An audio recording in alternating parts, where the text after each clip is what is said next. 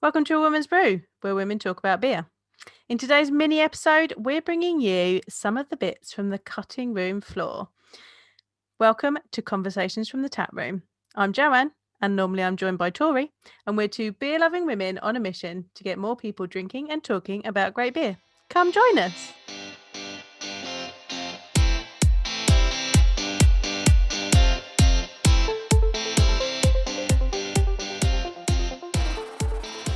We've got a little mini episode for you today. When we were creating our episode on the Beer Mile for the Women on Tap Festival, you can go back and watch that. That's episode 40, the pub that didn't exist. We had such a great time talking to Louise and to Charlotte, and we had some, as usual, really random conversations. Some of that had to be cut because it wasn't really relevant to that episode, but we thought we'd share some of those with you today. We're talking about cask beer, why the name of a pub always has to start with the, and neon lights. Our usual random tangents. We hope you enjoy.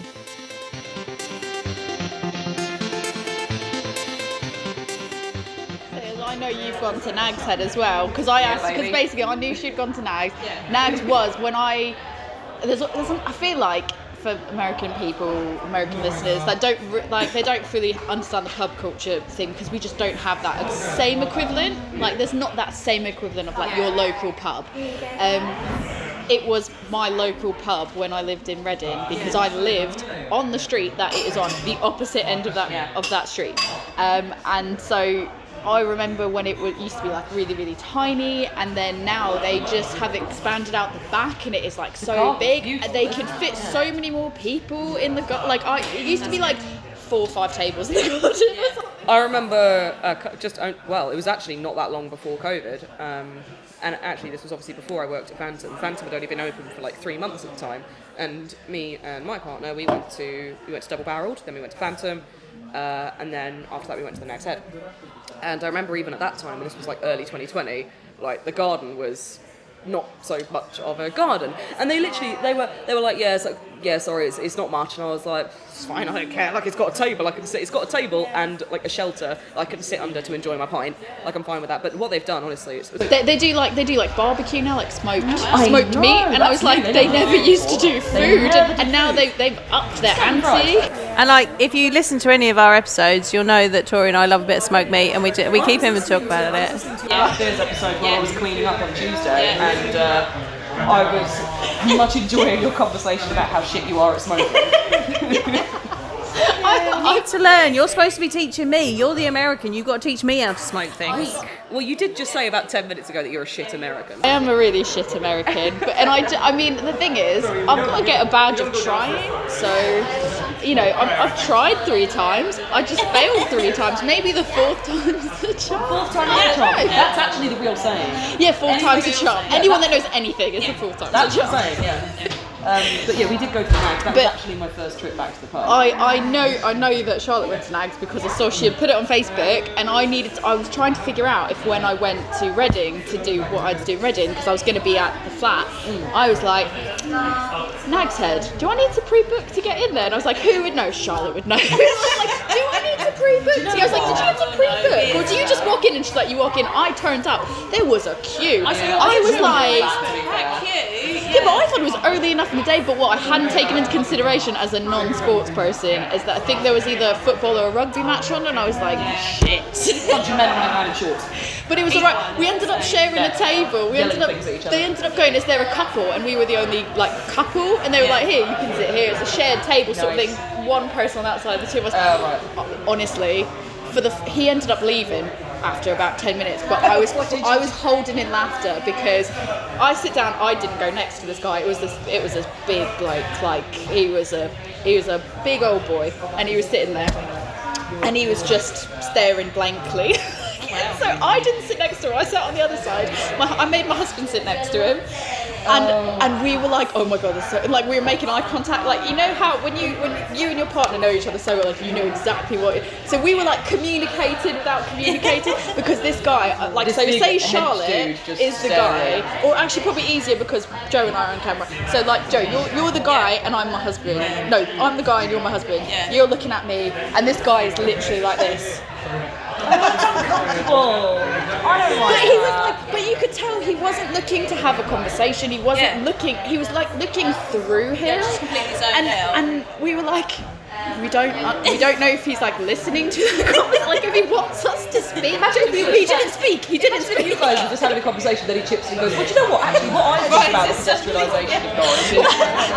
That's it. So we were like, we don't know if he's like looking, like we don't know if he's listening or what. My husband was like, I think he was like listening. I was like, no, he looked like he was looking through. I would be made a bit uncomfortable by that. And then he got up and left, and we were like, oh, thank God. Oh, Was he like what, like big tough man? no, he was just just a- one of those like old boys, and he was just like he looked quite, like basically the- like a bit, like quite a big bloke. Right, okay. So Like he physically intimidating. Yeah, he looked more Yeah. fit, but like you could tell it's not like he was going to get up and fight you or something like that. But he just was. I'm not being funny. It could be someone who looked like they would never start a fight with a fly, and if they were staring at me in the pub, I'd still be pretty uncomfortable. So Dating, like it wasn't like I feel like it was just the uncomfortable about like I don't know if you're listening to me. It's more so when someone's quiet and they're like this, and you're like, okay. That's it. It's like, but my husband kept going. And we didn't want to have a conversation, so about the first 10 minutes of it was really awkward. It was like if I got on a table with another stranger and we were like, because there was someone, it was raining and there was a table that was behind us, and there was an umbrella, it was a siren umbrella. I'm going to finish my drink.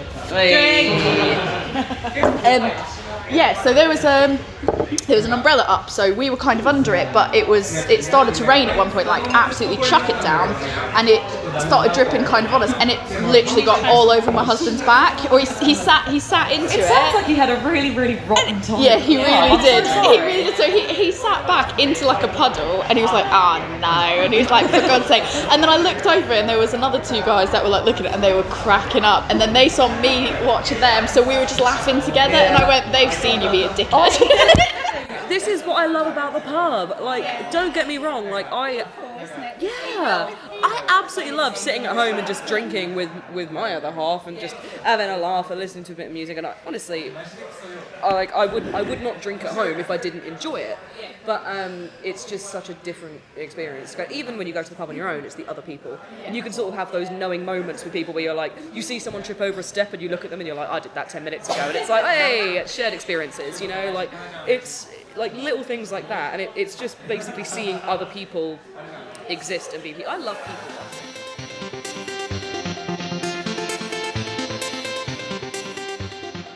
Tori came to our new bar at Phantom. It's called Neon.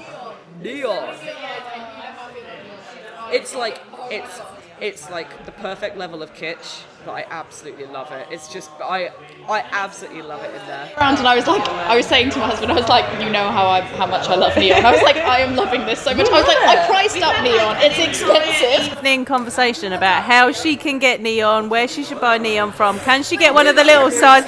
Would she be satisfied with one of the little etched plastic things with the lights? And the answer is no. Also looking at the prices of Neon, and then I was like, I love Neon. It's like beer budget on a champagne taste, and I say beer budget on a champagne taste, and I don't mean that. Beer The amount of money we spend on beer, come on. That's what I mean. I was going to correct myself with that phrase, a beer budget on a champagne taste, but I know how much I've spent on some beers, and it is not. It's a macro beer budget. No, macro taste on a... No, wait. Macro budget on a craft. Craft beer taste on a macro budget. Thank you. There we go. We got there in the end.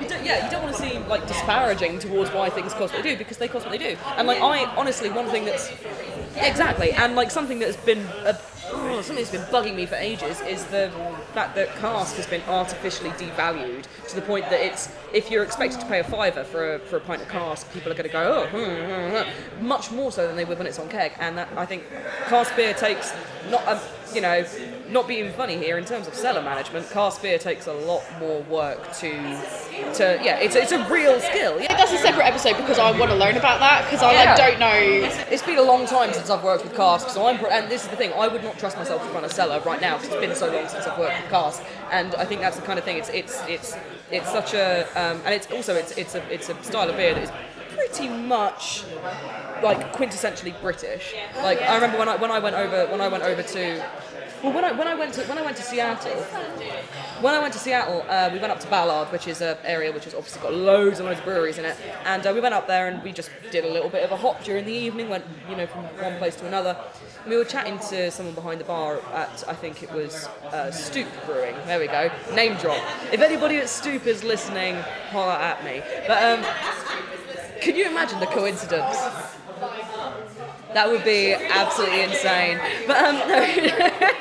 Could you imagine? I'd love that. Yeah, holler at me. But no, when. But I remember they said to us, oh, it's a shame you're here today, because we were only there for literally 2 days, and it was the 2 days that this one place wasn't open that only did cask ales in Seattle. And in Seattle they were like, it's such a huge novelty because it's something that is so you don't get it in the Pacific Northwest. You just don't get it. And I was like, damn, like every single pub you go to, and especially like craft beer drinkers, especially younger craft beer drinkers, and I'm speaking as part of that group. Quite often you gloss over the beauty of cask beer and the fact that it does take so much effort to produce. And that actually, like I say, during lockdown when I was working on site, even though most of the time I'd be working from home, after say a day of helping out the production guys with packaging, I would be able to have a pint off the taps before I got the train home. We don't do cask beer. I had missed and I did not realise how much I had missed cask beer until I went back to the Nag's Head. Literally the Tuesday, so it opened on the Monday. The Tuesday lunchtime, all of us from work went down to the Nags because I just decided, like the sun was out, I was like, right, who's going to come with me for a pint of lunchtime cask? Like, I just miss it so much. Yeah, like, it was wonderful. Sparkler or no sparkler? Oh my god, no, I don't want to get hate. This is the question. This is the question now. No sparkler. We're southern. Preference, but I imagine the fact is it probably didn't have a sparkler, did it? Well, I mean, due to the fact that it was table service, I was not there when they poured it. Loophole. There we go. I'm not going to get atted. No, but when I don't at me, guys. All right. No, but when I learned how to pull pints, when I was just, when I learned how to work behind a bar and learned the basics of running a bar in a pub, we used the sparklers. Yeah, I worked under a manager who was very passionate about cask ale being well kept. So, I feel like I've answered in a successfully pageant, diplomatic sort of way. Very Miss Congeniality, wasn't it?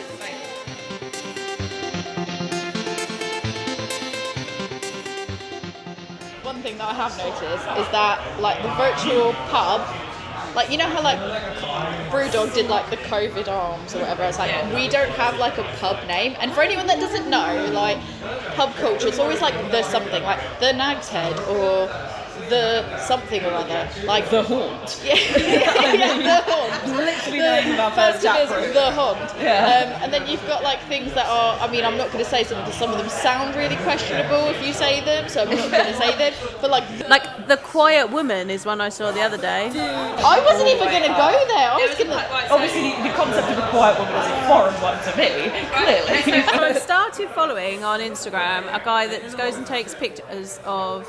You know what? I assume it's a man because of the aesthetic I'm getting from the thing. I assume it's a male, and he goes and takes pictures of pub signs. Okay. And one that he's got a picture of is the Quiet Woman, and it's a headless woman. Oh. The sign is so she's dressed in a Tudor grey dress, and it's just a headless woman. Oh. And I was like, ooh. But it's things like this. I mean, I know there's been a lot of very disturbing conversation about this in the last 3 weeks, and rightly so, because it's been highlighted more. It's been no secret for ages that beer is a boys' club, but I'm glad that it's been highlighted more. Even though the conversations are disturbing, they need to be had. But it's little things like that. It might seem like if you say that to some people or to some blokes, exactly. You could say, if you say it to some blokes, they might be like, "Oh, that's just a little thing," and I'm like, no. But if you stop these things at the smallest level, at the what might seem quote unquote petty to some people, if you stop it there and just say, you know what, that's not all right, or don't say that, or don't speak like that, that's not okay, you cut those things off. That person who said it, the instigator, if you will, they might think twice before doing it again. And these things work basically to make the pub a more inclusive place for everyone. Because I mean, like, this is the thing, like I get it that's probably maybe not what they were aiming for with that name, but it's just it's probably been named that. But then they're probably using it there because of heritage sake, and because that's what everyone. But then you will have people that will go in and make those comments, or like you've got like Alright, I thought this was supposed to be a pub for quiet women. What you doing, sat here? Do you know what I mean? And that's the kind of thing that it just feels things. it really does. And I think it's important for these things to be, tackled at the very source, not at the source, to be tackled even at its most yeah, exactly. And just at those little things, because when they all add up, they're not little anymore. Exactly. like the black boy and stuff, and I'm like, I don't feel okay with this. Like, this may have been comfortable with this in the I'm pretty sure a lot of those pub names come from basically, colonialism and slave trade, and I'm like, I don't want to perpetuate that in 2021. That's not something I'm happy doing. because some of them are like very questionable, but like, let's go Nag's Head. Like, there's always a Nag's Head, isn't there? There's always a Nag's Head. There's always a Nag's Head, a King's Head, a Queen's Head, a Royal Oak, a Red Squirrel, King's Arms, Dragon. They're all so unimaginative. God almighty, they're all so unimaginative. That was we don't have like a pub name. Like, what would our virtual pub name be? I always wanted to call a pub the woman that drinks pints. I'm there. Yeah. I mean, despite the fact that we all just ordered a round of halves because we've got to go soon, but still, our booking is up in 20 minutes.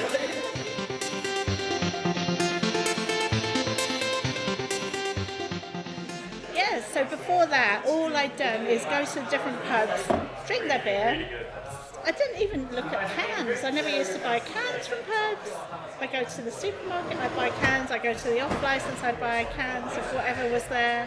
And literally, my although my taste was, I would try anything, my buying capability was quite limited. So these online shops are brilliant. And they just open up so much availability, so much choice, and they have really blossomed. They've been great. And I think we've picked up breweries that we wouldn't have done before. So it's like when we're podcasting, we're like, we need to get this diversity.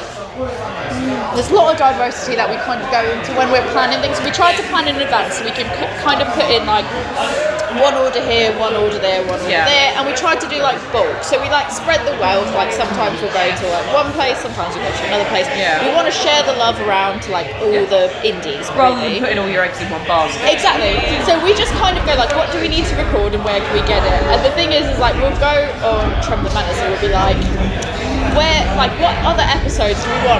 And you don't have to be as niche as you do with like some places. You've got to go, okay, well they do a lot of this type, so like let's do that. Or like a lot of this area, if it's something that's local to them, they've got that.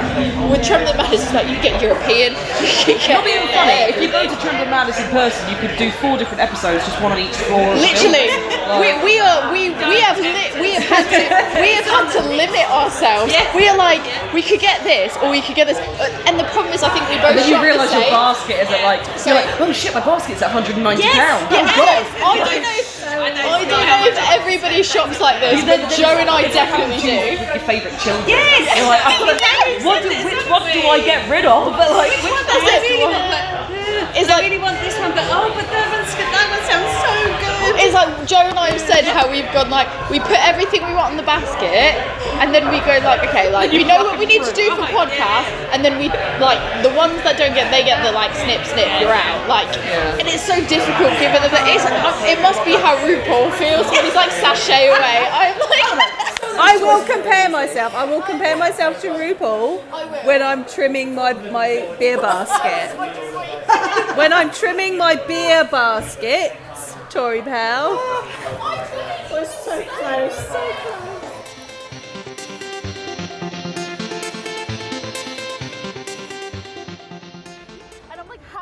That is incredible. I'm like, how do you get Yeah. like? And I'm not trying to, but that's it. It's like I'm not. Hey, we are recording now. That's good. Okay. Yeah. We were just talking about how amazing it is. Hello. How's it going? Guest appearance. We were just talking about how like the fact that it's vegan just like blows my mind. How you get like the body and the taste out of, not that it's like things that are vegan don't have that, but you just come to expect like You would expect it to have body-wise, lactose in it, you just yeah. be like it's a bit thin, but like all your stouts are amazing. This is and we were like honestly donut. Ridiculous good. Thanks so much. This is so good. Oh my god. And in just like the sexiest glass. And the glasses, I was like, That can really I buy helps. the glass because I love it. Definitely. Yeah. How you doing? Good. Yeah. We can cut this all out. This is No, just no. literally Leave it in if you want. You could be a special guest. special Right. guest. Yeah. So my second time on your podcast. Yes, It's my second as well, so it's gonna be tied. Double. Push. Yeah. Yeah. Oh yeah, sorry. So I work at Phantom Cool. Phantom Brewing. So we Nice. sell your beers in our guest fridges. She's now wanting to commit that you're going to have a line. Yeah, I want either come and brew a massive impy stout with us down in Reading, Yeah. or just give me all of your beer always. All the Or time. both. Or both. I mean, I'm fine with that. We're here first on a Women's Brew the podcast. We're going to make this happen. This is happening. They're really, really good. Oh So, yay! yeah. I'm so glad you like them. Yeah. Yeah, that's good. I love when people say that because I mean I love them. I mean I'm not even just saying that because they pay my wages, but genuinely I'm really happy working at Phantom, and I'm stoked to come down here and visit. Yeah, so. she was really Come and excited. brew She a was big like, "This stout is the with us." second day they're open." I was like, "You're replacing me on the podcast because I forgot to even say that." I was like, "I'm happy to be here," and she's like, "Second day they're open." I was like, "Yeah, okay, you've replaced me now." The marketing girl. Bam. But no, 100%. Come down to Phantom, do a brew with us. Cool. It'd be a fun time. So it's Yeah. committed now. We'll She get said it it. Yeah, I've said it. It's on record. That's It's it. going to go on Spotify. We've got to do it now. It's legally binding. I think that's how Spotify works. Yeah. Something like that. Have you guys been? Has it been like really crazy the last day or so? It's been a bit crazy this afternoon. We had like all the tables turn up at once, so like the load drip order double glasses, so that was fun. Oh, But yeah. yeah, no, it's not been too bad. I think, considering we have no idea what we're doing, it's. You absolutely have an idea. Well, do you know what? I have to say you're Like- flagging it very well, if that's true. Yeah, I was going to say, fake it till you make it. You've taken that to the next level if you don't know what you're doing. Come on. Well, Yeah, thank you. it's a I'm joy gonna to stand be up here. because my knees are. Yeah, go for it. But yeah, no, this is amazing. This is literally amazing. Yeah. This tastes like everything I want to eat. So well done. And drink. Where that comes from. Yes, I know. The next one I'm going to go for is the peach Melba because I'm like, yes.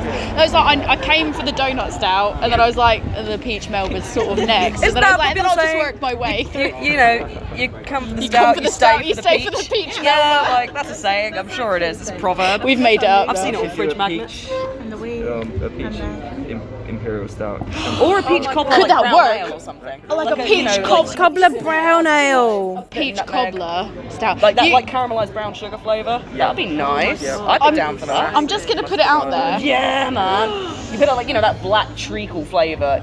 You know what you could do? Because I'm not going to put this two and two together here. Your tap room's called the Haunt. Yeah. We tried to sell you on a pumpkin spice stout. Oh man. Okay. It could be a nice. We got time. Halloween release, and then we'll come down. And we will I will, as I've said to Werewolf Beers, I will buy you lunch. Just brew it. I have a question. How did the what was the word again? Just did the saison. No, with the it had something crazy in it. something crazy. Oh, the donut beer? No, it's a donut one. It was something savoury, I think. Oh, the mustard. The mustard. That was it. We haven't drank it yet. We haven't drank it yet. Yeah. We haven't drank it yet. That's We've to got come up. recorded. We've got it recorded. Because we were trying to build up other savoury beers. So we've got a Yorkie Have you got pudding Pizzazz? one. Yes, Pizzazz by we've got Brass Castle, we've got yeah.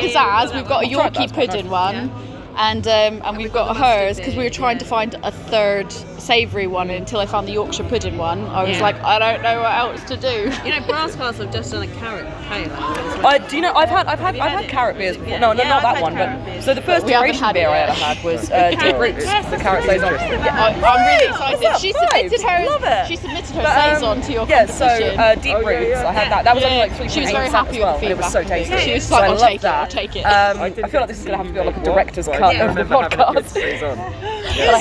She had the rose I came 12. I was really pleased with that. She was like, I'll take it. I'll take this. That was mine. Carrots has like sweet flavour. It really worked. Like, you know, we only Thank you. Yeah, because I'd planned to do a lemon and rosemary, and then your thing came out, and I was like, those hops I think would work in it. So I gave it a go, and I was like, that's the first home brewing competition I've ever entered into. So I was like, I've had rosemary beers before. lemon and rose. I did a lemon and rosemary saison. I mean, I've got some. I can send you one. I came 12th in the Three Hills brewing competition, so I came 12th out of 44. Out of 44, I came 12th. Yeah. In person as well. So. Well, it's lovely to meet you. Full stop. Yeah. I'm going to hold you to that collab. By the way. That's Pumpkin spice MP. Yeah. I do feel like you're going to have a director's cut of this podcast. Yes, definitely the Snyder cut.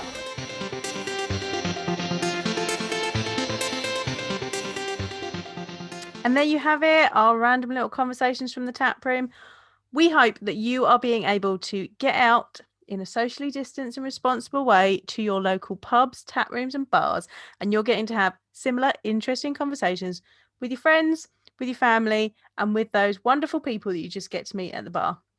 If you'd like to speak to us, you can find Tori at Adventures in Optimism on Instagram. You can find me at A Woman's Brew. I hang out on Instagram, Facebook, and I'm also on Twitter. Or you can find my beer school, Love Beer Learning. We're at Love Beer Learning. I hang out on Instagram there. We're also on Facebook, Twitter, TikTok, and Pinterest, Tori's favourite. We're also on our website, lovebeerlearning.co.uk. Check out our latest courses and classes. Or you can email us at lovebeerlearning@gmail.com. We'll pick up all your questions and comments for the podcast there. So until next time,